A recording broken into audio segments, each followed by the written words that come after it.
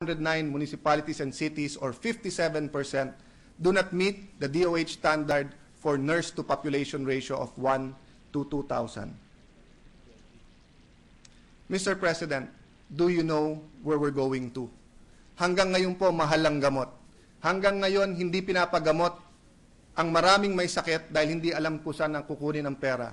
Hanggang ngayon po, ang mayaman kompleto. We have one of the best hospitals and we're proud that it's in Taguig. The St. Luke's is said to be one of the best hospitals in Asia. Kung may pera ka, walang problema.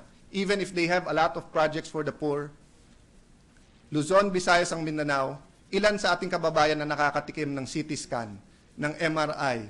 Kung kailangan po nila ng transplant, wala na kaagad yun. Chemotherapy, dialysis, no? Lahat po itong mga to, hindi naaabot ng ating mga kababayan. Ano po ang vision? Ano po ang plano? Paano po natin magagampanan ang nasa konstitusyon na yung kalusugan ng ating mga kababayan ay dapat ay isang obligasyon ng gobyerno? Mr. President, do you know where we're going to? Do you know where you are going to? Sa peace and order, Mr. President, we rank 4th least peaceful country in Asia Pacific. Following only, ibig sabihin po,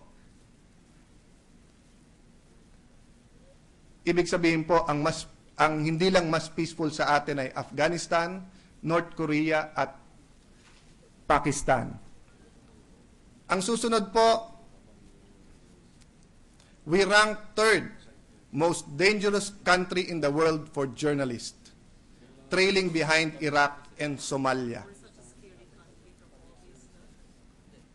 138,000 policemen ang meron po tayo, current ratio 1 to 743. Ang ideal ratio po sa ating PNP law ay 1:500. Kulang po tayo ng 60,000, 60,000 policemen po ang kulang natin. Of the current police force, 25% po ay walang sariling baril. 3,781 po ang naka-assign sa mga posisyon ng investigative positions na dapat mag-imbestiga. Alam po ba natin, 24% lang or 908 lang ang may formal training sa investigasyon, partly explaining the low success rate in solving crimes. Mr. President, ang ating pong pulis ay isa sa pinakamasipag sa buong mundo. Let's not look at the few rotten eggs, let's look at the whole PNP. Ang problema, kulang sa gamit, kulang sa sweldo, sinasakripisyo, hinahandog ang kanilang buhay, but do they have the support? What's our plan for them, Mr. President? Ano po ang vision? Again, Mr. President, do we know where we're going to? Despite the statistics in peace and order, we know that we are a peaceful country and we know champion po tayo sa pagiging hospitable. Kaya Mr. President, tignan din po natin mamaya ang turismo, pero tignan muna natin ang employment. Sabi niyo po, from 8% bumaba ng 7.2%, or sa nakuha ko pong statistics, 7.4 po ang unemployed. This translates to 2.91 million Filipinos of working age who are without jobs.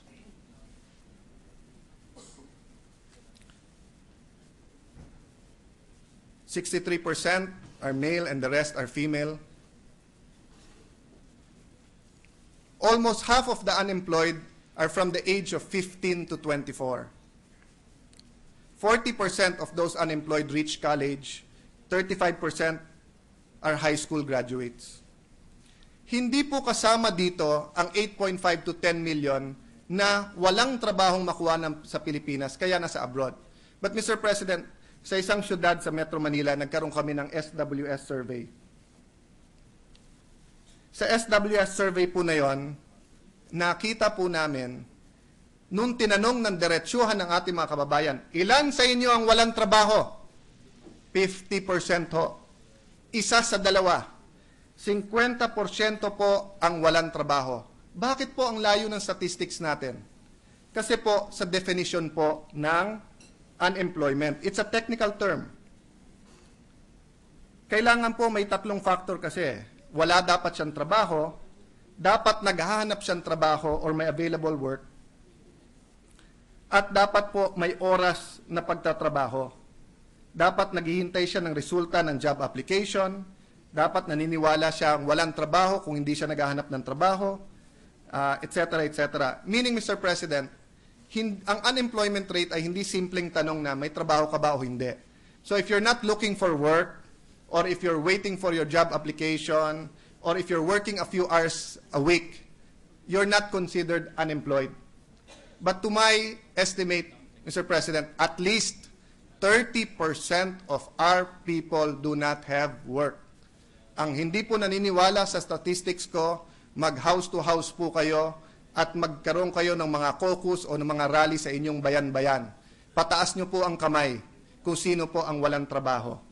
At makikita nyo, the mere fact nga na maraming nag-a-attend ng mga caucus kahit tanghali o umaga o hapon, makikitang walang trabaho. Again, Mr. President, do we know where we're going to? Ano po ang programa natin para magkatrabaho ang ating mga kababayan? Sa World Investment Report, Mr. President, tignan po natin ang sinasabi po ng ating maraming ekonomista na ang mas importante yung tinatawag na foreign direct investment o yung pagbibigay po sa atin ng mga investment o i-invest po sa atin at pagdadala ng kapital. Ang Thailand po, $127 million sa 2011. Sa 2011 report. Ang Indonesia po, $121 million. Ang Malaysia po, $101 million. Ang Pilipinas po, 24.89 million. Bakit po 1/4? Bakit 1/5 lang po ang nakukuha ng ating bansa? Malalaki din naman ang problema ng Thailand, Indonesia, Malaysia. Marami din naman po silang pagsubok. Pero bakit po times 4, times 5 po ang nakukuha nila sa atin? Again, Mr. President, do we know where we're going to? Sa infrastruktura na isa sa mga complaint ng mga negosyante kung bakit hindi dumadating ang puhunan sa ating bansa or investments, out of 139 countries po, 3rd ang Singapore, 27th ang Malaysia, 46 ang Thailand, 113 po ang Pilipinas. Again, ang Vietnam, na kung ilang dekada ay may gera sa kanila, humahabol na at 123rd place na po sila. Do we know where we're going to, Mr. President? Ang ating OFWs naman po, Mr. President, there is an estimated, unang-una po, pangatlo tayo sa buong mundo sa dami ng OFWs o migrant workers. Almost 10% of our population, wala halos pamilya na walang kamag-anak na nasa abroad at nagtatrabaho. There is an estimated 2.56 million OFW families or roughly 14% of the 18.77 million Filipino families. Kita naman po natin kung bakit self-rated poverty among OFWs families are lower, 33% lang, compared to 51% pag hindi po OFW ang isang kasama nila o kapamilya.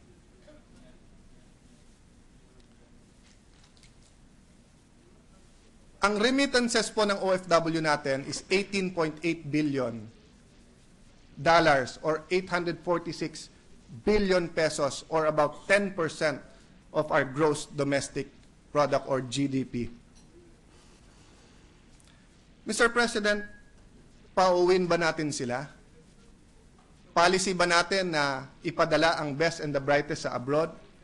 Ano po ang policy? Ano po ang plano natin sa ating OFWs? Meron pong isang study na nagsasabing marami sa pamilya ng OFWs walang trabaho at hinihintay lang yung pera kasi hindi rin makakuha dito. Ano po ang vision natin para sa OFWs at kanilang pamilya? Tinuturuan ba sila magnegosyo? Pinag-aaral ba sila? Hinahanda ba sila? Napakaraming umaalis na ang sinasabi, anak, 1, 2, 3 taon lang ako. Pag may puhunan na tayo, magnenegosyo tayo. Hanggang ngayon po, karamihan ng OFWs, tatlo ang negosyo. Tricycle, jeepney, sari-sari store. Pero karamihan po, pumuputi na ang buhok sa abroad. Again, Mr. President, do we know where we're going to? Do you know where you're going to, Mr. President? Sa turismo naman, Mr. President, ang dami pong studies na nagsasabi, pinakamadaling magkatrabaho sa sektor ng tourism. The quickest way to generate more jobs are through tourism. We all know 7,100 islands, napakaganda. Almost everywhere you go in the Philippines, nature, God has blessed us with natural resources, with the beauty of the Philippines, with historical sites. Pero out of 26 countries, pang-18 po tayo. Vietnam is 14th, Indonesia is 13th, Thailand is 10th, Malaysia is 7th, and Singapore is number 1. Pati po pagdating na turismo, mas maganda po tayo sa ibang mga bansa. Pero number 18 tayo out of 26. On the global scale, sa 139 countries, 94 po tayo. Pang 94 po tayo. Again, Mr. President, do you know where you're going to? We need, Mr. President, a clear understanding of our past. Ang taong hindi marunong lumingon sa kanyang pinanggalingan ay hindi makakarating sa kanyang paruroonan. Mr. President, to give you an example, 40 years na po, pareho ang sinasabi ng mga negosyante. 40 years na po ang mga problema. Pero tignan po muna natin ito. What happened in a recent past? Hello Garci, election fraud, fertilizer scam, swine scam, NBZTE, use and abuse of the PCSO funds, which we're now looking into through Senator Gingona's leadership in the Blue Ribbon Committee, PAGCOR funds, PNP, helicopter overpricing. Mr. President, wala pa kong nangyayari po dito. Yung perjury po, obstruction of justice, false accusations, manilang sa iba o baliwala. Parang hindi po to krimen. If we look at our past, if we want to repeat our past, and if you want history to keep repeating itself, let's forget this. But if we do remember it, and finally put a closure to all of this, imbestigahan ng mabuti, kasuhan ang dapat kasuhan, we can achieve what we want to achieve as a country. Sir President, let's listen to the businessmen. For the last generation, for 40 years, pare-pareho po ang problemang sinasabi po sa atin.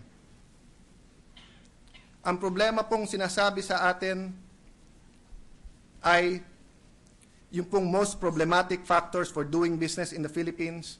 Number 1, corruption. Number 2, inefficient government bureaucracy.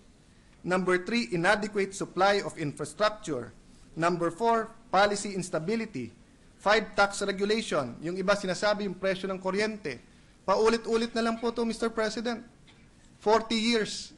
Hindi tayo nakikinig. We don't look at the past. That's why we keep repeating history.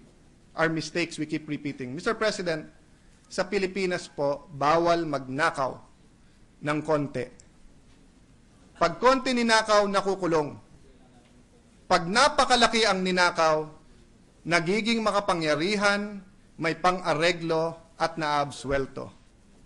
Again, Mr. President, let's learn our lessons so that we can be successful. Mr. President, not everything in the past is bad. Sabi nga po, there's the good and the bad sa ating past. We should also see the things that we are doing well. Let's not forget our partners. Halimbawa po, sa housing, hindi ba po ang NGOs, katulad po ng Habitat for Humanity, katulad po ng Gawad Kalinga, napakadaming bahay na tinayo all over the country.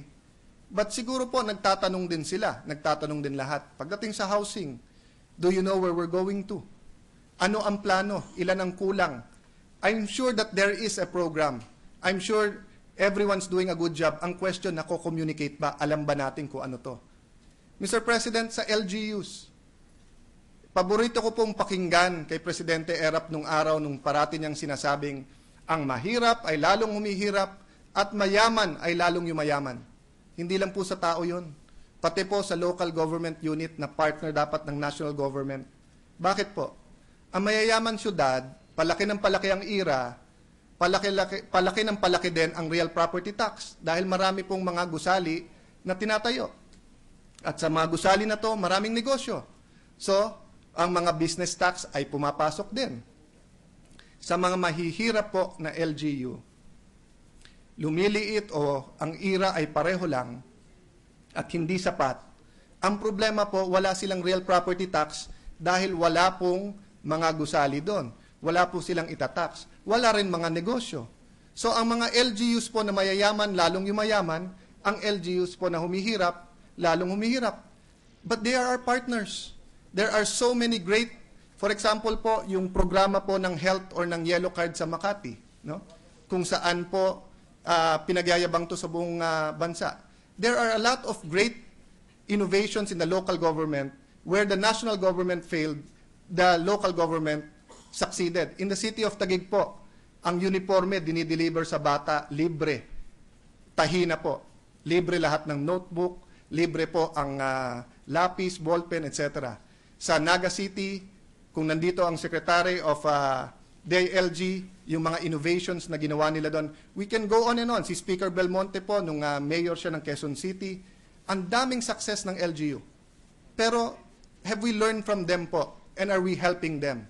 Mga religious groups po and our people, have we learned from the past and are we communicating with them? Are we harnessing their support, Mr. President? Mr. President, madalas po natin pakinggan ang vision. Hindi po sapat na meron vision. Alam ko po, after the second sona, it became clearer. When we have private talks with the President sa mga signing ng bills, nagiging malinaw sa atin ang vision.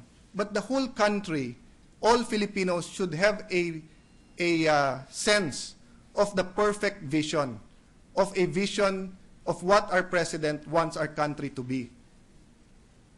2020 po, perfect vision. Hindi pwedeng malabo, kailangan malinaw. Bakit? Kahit nakasakay ka sa bus, sa tuwid na daan, hindi mo naman alam kung saan pupunta, magiging komportable ka ba? Sasakay ka ba? Meron ba sumasakay sa jeep o tricycle o kahit sa LRT na hindi naman alam kung saan pupunta? So, Mr. President, it is our duty to make clear what our vision is. After the vision, Mr. President, kailangan po ng roadmap or ng plano, ng blueprint, or kung ano man ang itatawag natin doon. Bakit po? Because a vision without a roadmap is like a dream without an action plan. Ang panaginip ay mananatiling panaginip o magiging pangarap lang kung wala tayong plano. Clear plans, blueprints, or roadmaps of how we intend to achieve our vision. Mr. President, ang isang biyahe or a journey without a roadmap is like an excursion without a destination. Walang nagyayaya na mag-excursion muna tayo kung hindi naman magsasabi o magbiyahe muna kung saan pupunta. Mr. President, do you know where we're going to? Mr. President, we also need a higher standard of performance and a system of feedback and monitoring. I've noticed we keep comparing ourselves with the administration of Gloria Macapagal-Arroyo. Insofar as showing na may wangwang sila, tayo wala, na graft-free din ang gobyerno nila sa atin mas malinis, okay po yon. To show na abusive yung isa, ating hindi, maganda po yon. Pero, kung ikaw ay isang estudyante, hindi mo naman i-compare ang sarili mo sa isang baksak na estudyante. Kung may kaklase ka na baksak, hindi yun ang dapat comparison. Huwag natin i-compare. Sinabi nga natin na failure ang administrasyon ni Gloria Macapagal-Arroyo, kaya nga po na-elect ang Pangulo at ang mga kasama niya. So let's have a higher standard. Ano dapat natin standard? Ang standard dapat ng estudyante, yung valedictorian. At kung valedictorian ka na, dapat ang standard mo, ang valedictorian ng mas malaki at mas magaling na eskwelahan. At pag ikaw na ang pinakamagaling na eskwelahan sa inyong bayan, dapat i-compare mo sarili mo sa eskwelahan sa inyong probinsya. Pag ikaw na pinakamagaling sa iyong probinsya, regional na. Pag regional na, pinakamagaling sa buong Pilipinas. After that, internationally. That's why I have been comparing ourselves with Singapore, Thailand, Indonesia, Malaysia. We have to compare ourselves with them so we can strive to do better. Again, Mr. President, do you know where you're going to? Mr. President, we need an organized, pragmatic, and systematic way of fighting graft and corruption. Mr. President, how are we preventing the officials and employees of the present administration from committing the same if government transactions still operate under the same cloak of secrecy and impunity? Mr. President, ako'y naniniwala malinis ang iyong administrasyon. Ako'y naniniwala hindi nyo papahiyain or you will uphold the legacy of your great parents, Senator Benigno Aquino and the late President Cory Aquino. Ako'y naniniwalang malinis ang Aquino family. But that doesn't mean every single person in your administration. Hindi ibig sabihin na lahat ng sinama mo sa gobyerno mo malinis. Kaya nga pinasa ang GOCC law eh. Eh kung malinis lahat at hindi hingi ng mataas na allowance, di sana hindi na kailangan ng batas. Hindi rin naman tama na sabihin lahat ng korap ay nasa dating administrasyon.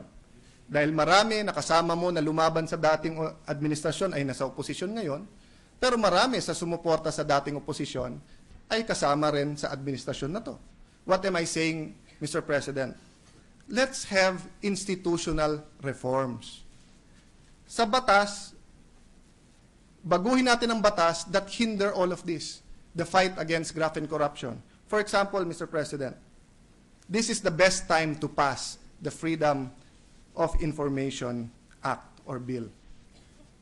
The FOI law will help us fight to uncover past misdeeds and strike fear among the incumbent officials that they will not commit the same graft and corruption. Mr. President, pag pinasa yung FOI, yung pong kape ng PAGCOR, kung ano man totoo doon, yung intelligence, siguro hindi intelligence funds, pero yung fertilizer scam, ZTE, lahat po yan malalaman natin eh. Every citizen will now become a graft buster. Eh ngayon po member ka na ng media, senador ka na, congressman, hindi ka pa makakuha ng impormasyon. Pero with the FOI, you can do that. Mr. President, ang sabi ng Pangulo, kung walang korap, walang mahirap. Mawawalan po ng korap kung sila'y kakasuhan at kung sila'y ikukulong.